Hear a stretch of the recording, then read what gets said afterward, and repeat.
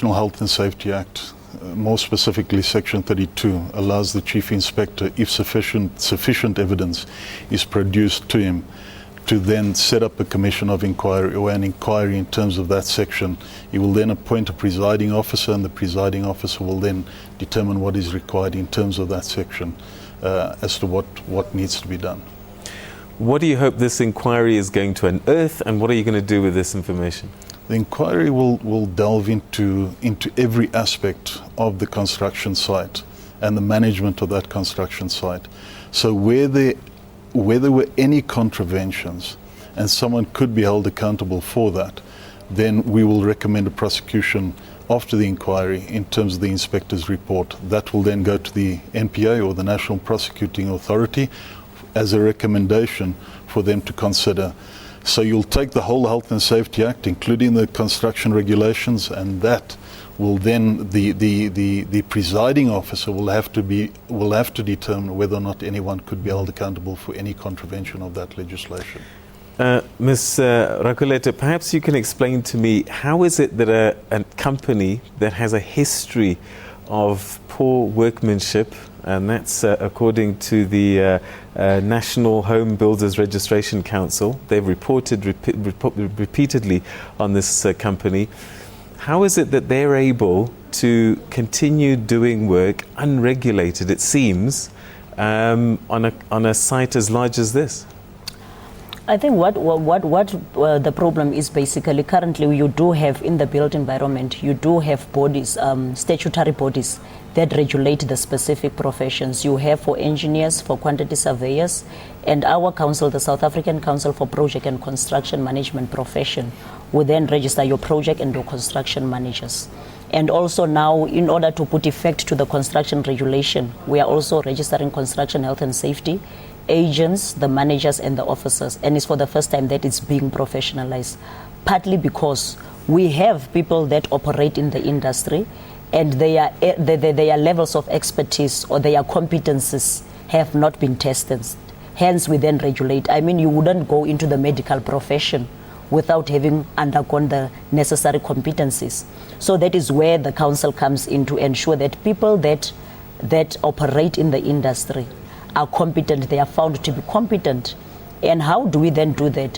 What we do then, we register the individuals, not the companies, we register the individuals. And how we are able to avoid situations like this, in a case where the person is registered, then they are held accountable. There is a code of conduct. And as Mr. Szana said, say for example now in this case, they would have found that the person is now guilty. Usually what will happen, they will pay a penalty and that is it. But if they have been registered, then they get deregistered. So it means it's kind of, let me say, a period, 5 years or more. It is a case-by-case situation. So and then they can no longer practice. So in future, if you're not registered and not regulated, you won't be able to build? Yes, and the problem right now in the industry, we are having people that are operating without necessarily being registered with the specific council. But now we are working with the Competitions Commission, where we are looking at identification of work. And once that has been regulated, then we are able to kind of be able to have control over those that practice without being registered. Currently, it's still a challenge for all professionals. Mr. Szana, you're going to spend 2 million rand to do this inquiry, and yet the reasons are obvious. These guys have a history of poor workmanship. Clearly, that's what's happened.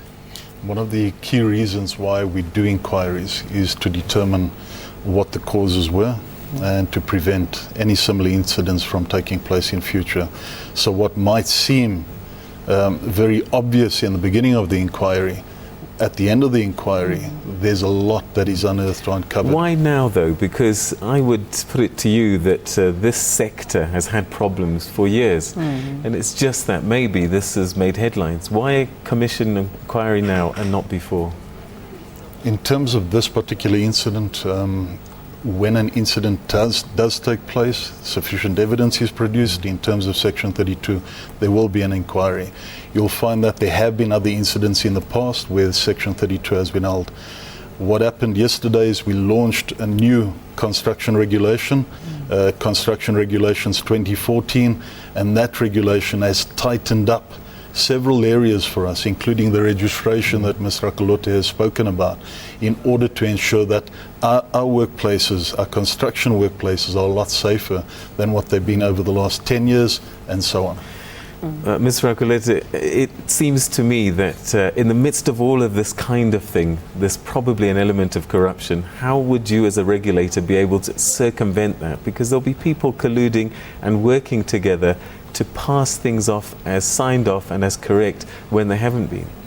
Actually, now with the construction regulation that Mr. Szana has referred to, the difference is in the past the Department of Labour would give a permit. But now as we are saying that it has kind of tightened the processes. For example, before you are issued with a permit, they will have to check whether you have been registered.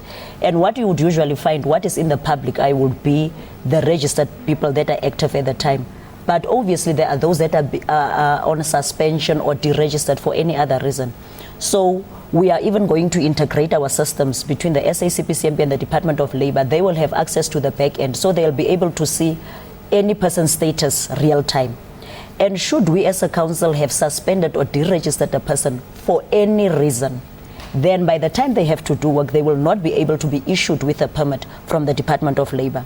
Because I think the challenge has now been, on the one side, status-wise in terms of your registration is problematic, but you are still able to find gap and be able to get a permit. But now with the launch of the construction regulation, that would not be possible at all. All right, and that's where we're going to have to leave it. Thank you very much indeed for sharing your thoughts with us, albeit brief, but I think we got the point. Thank you so much. Thank you, sir. Thank you. Thank you.